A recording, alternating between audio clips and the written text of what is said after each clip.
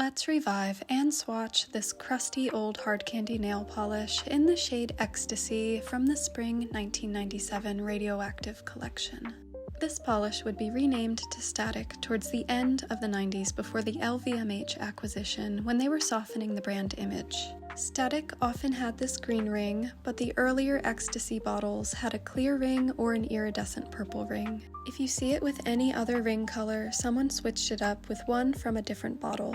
Due to its removable nature, they often get lost or put on the wrong bottle. But let's see what we can do for this rather unappealing bottle of Exxtasy. The cap has a metallic paint on it, so I can't get it open with an acetone soak without damage, so I'm gonna go upstairs and run it under hot water to loosen it. And that worked perfectly. I usually don't use this method since paper labels can get damaged, but the metallic foiled label on this is water resistant. And I do plan to save these chunks. When I ran the cap under the hot water, I scrubbed it with a toothbrush to remove dust and dirt. Much of the unappealing coloring you saw was just discolored base. It shouldn't noticeably cause a color shift when we rehydrate it, especially in a purple polish, which will cancel out the yellowing. I will though have to make sure I try to avoid getting the silver cap paint that has bonded to the polish into the bottle. I did have some trouble getting the bits back in since most of the dried polish is at the shoulders of the bottle, so there was a bit of a bottleneck of dried polish going on for lack of better words. And here I'm just scraping some of the black plastic off of a chunk of viable polish. Want not, waste not, as the saying goes. I sped this up a bit and did some cutting, but essentially I got it all back in. To not have the cap get stuck again, we have to do some cleanup.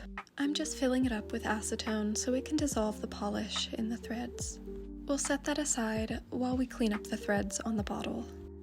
I use Whispers, lint-free cotton pads, and pure acetone. And I also go ahead and clean up any dried polish that's lingering on the glass bottle. I'll do some more cleanup at the end as well.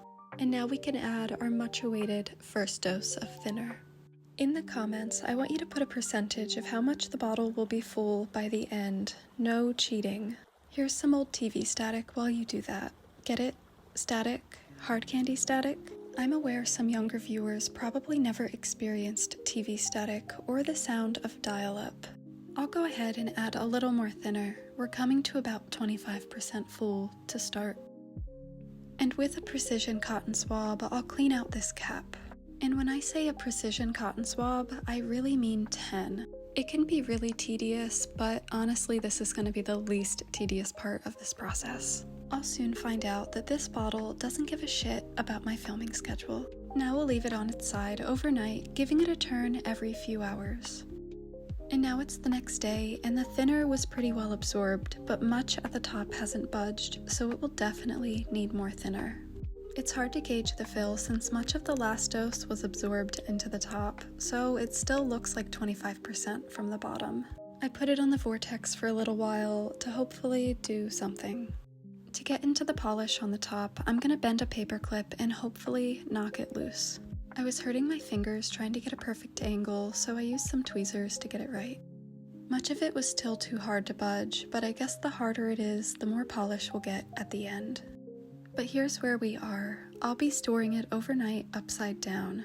And it's the next day and not much has changed. I actually have 40 minutes of footage left to condense and edit, so the following scenes were taken over the course of 2 more days, basically of me poking it with the clip, turning it over, rinse, and repeat. So while you watch me suffer, I'll just get chatty. I mostly don't like to go into these contentious or subject to opinion kind of subjects, but I've been seeing some people relatively new to the vintage nail polish hobby get taken advantage of in the buying and reselling sphere. My videos have gotten a lot of people interested in this stuff, but of course it drew in some predatory resellers, so I feel, a duty to caution people not to go too hard too fast. Instead of dumping hundreds of dollars into a bottle, check out thrift stores, estate sales, and freebie groups. It's so much more fun to find things that way, and in my opinion, very rarely is any bottle of nail polish worth more than $25. Like, in no universe is a 90s Pure Ice nail polish worth $100. It's nostalgic, yes, but it was a Walmart brand. If you go into your local buy-sell groups on Facebook and post an in search of, you'll find 10 Susans willing to give them away for free because they now wear gel. Treat it like a fun scavenger hunt and don't support the grift of people who just steal my swatch photos and regurgitate facts I put in my videos as selling points. And half the time they're way off on estimating the age of the bottles they're selling, but if you're new, you might get hoodwinked into thinking what's for sale is more special than it is. But after you find some cool bottles thrifting, come to the vintage nail polish subreddit and make some friends, start trading, and we can help support each other's collections and not some hobby vulture you see on eBay. At the end of the day, we're adults and can spend as we please, but I hope my videos aren't harming the financial health of my viewers, and the best advice I can give you is to not let FOMO push you into compulsively buying something. Buy something because you truly like it and want to wear it. Avoid overpaying for something that will just make you feel unworthy of actually using it.